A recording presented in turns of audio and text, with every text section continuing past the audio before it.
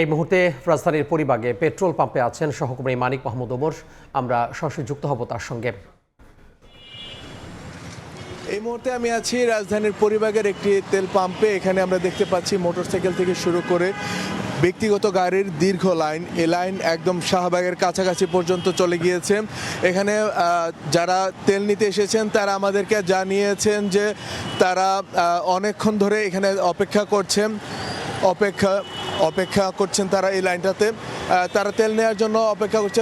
তেল কিছু পাম্পে তেল দেওয়া বন্ধ থাকায় তারা বলছেন যে এইখানটায় ঠিকমতো তারা তেল নিতে পারছেন না, সেজন্য দীর্ঘ সময় ধরে অপেক্ষা করতে হচ্ছে।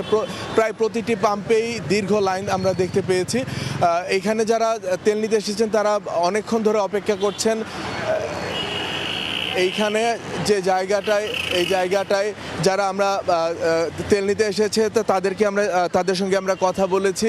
তারা আমাদেরকে যেটা বলেছে যে তারা অনেকক্ষণ ধরে এইখানে অপেক্ষা করছে।